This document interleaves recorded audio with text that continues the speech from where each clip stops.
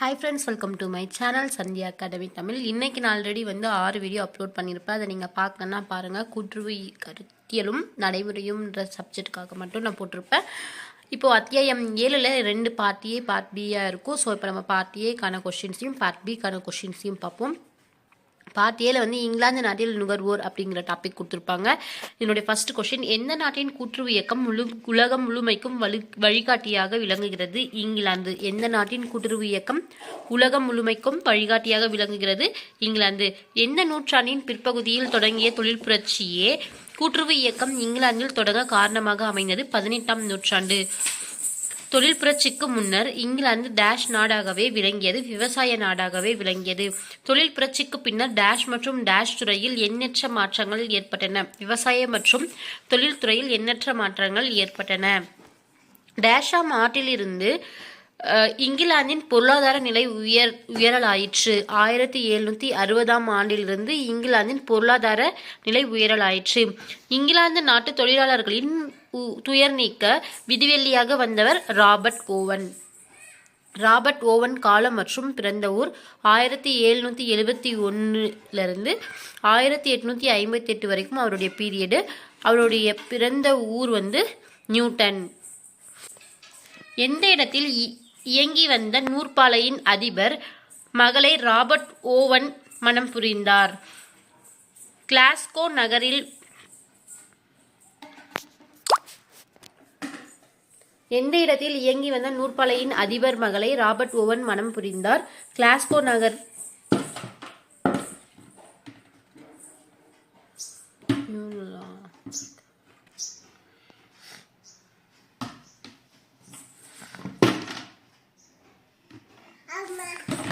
Robert oven மணம் புரிந்தார். Glasgow நகர், நியூலானர்க்.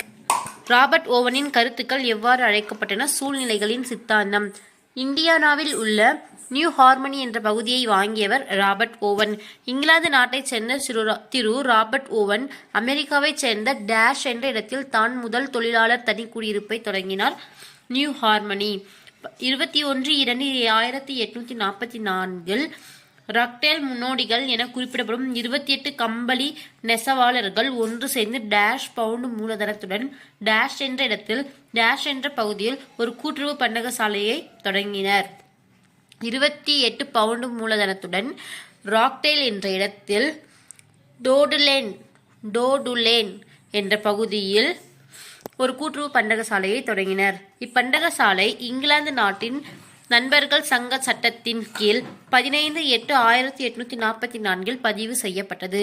இது தொடங்கப்பட்ட ஆண்டிலேயே உறுப்பினர் எண்ணிக்கை 74ஆக உயர்ந்தது. ஸோ இது ஒரு பேராகிராஃப் தான்.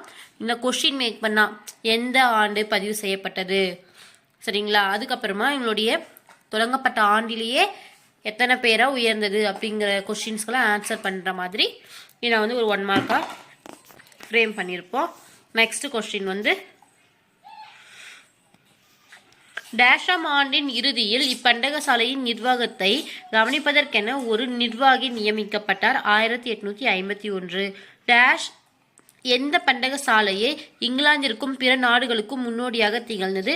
ரக்டேல் பண்டக சாலை இங்கிலாந்துக்கும் பிற நாடுகளுக்கும் முன்னோடியாக திகழ்ந்தது.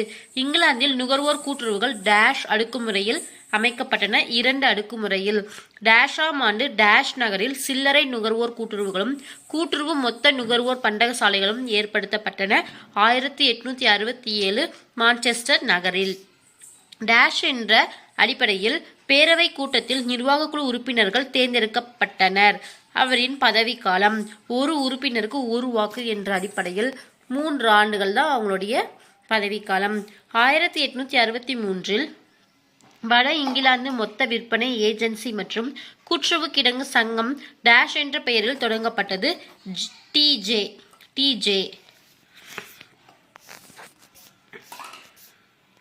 டேஷில் அகில உலக கூட்டுறவு நிறுவனம் உருவாக்கிய கூட்டுறவு கொள்கைகள் இருந்தன. 1895.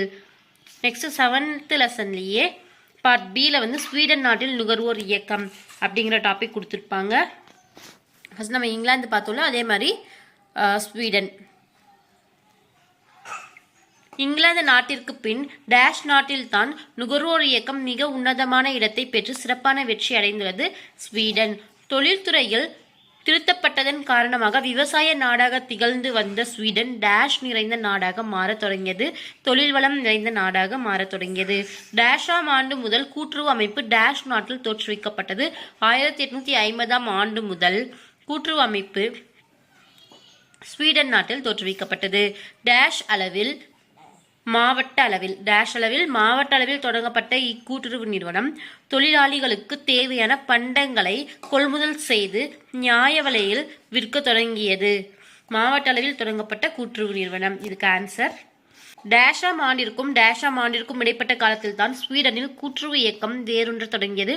1860 மற்றும் 1870 ஆண்டிற்கு இடைப்பட்ட காலத்தில். எந்த ஆண்டு மற்றொரு கூட்டுறவு பண்டகசாலை டேஷ் எனும் இடத்தில் தொடங்கப்பட்டது? 1967 ஆண்டில் ட்ரால் ஹட்டன் எனும் இடத்தில் தொடங்கப்பட்டது. எந்த ஆண்டு கூட்டுறவு பார்பென்டன் தோற்றுவிக்கப்பட்டது? 1899. எந்த ஆண்டு கூட்டுறவு பார்பென்டன் தோற்றுவிக்கப்பட்டது? 1899. இச்சங்கம் நுகர்வோர் கூட்டுறவு சங்கங்களின் செயல்களை டேஷ் மட்டுமே தோற்றுவிக்கப்பட்டது. கண்காணிக்கவும் வழிகாட்டவும் மட்டுமே தோற்றுவிக்கப்பட்டது. கூட்டுறவு சங்கம் தலைமையகம் டேஷில் உள்ளது. ஸ்வீடன் ஸ்டாக்ஹோமில் உள்ளது. KF நிர்வாக குழுவில் எத்தனை அங்கத்தினர்கள் உள்ளனர்? 30. KF தனது வியாபார அலுவலை டேஷ் இலாக்காக்களின் மூலம் மேற்கொண்டது. 3. KF தனது வியாபார அலுவலை டேஷ் இலாக்காக்களின் மூலமாக மேற்கொண்டது. 3. டேஷ் விதிக்கப்படும் உயர்ந்த விலையில் இருந்து நுகர்வோரை காப்பதற்காகவே டேஷாம் ஆண்டிலிருந்து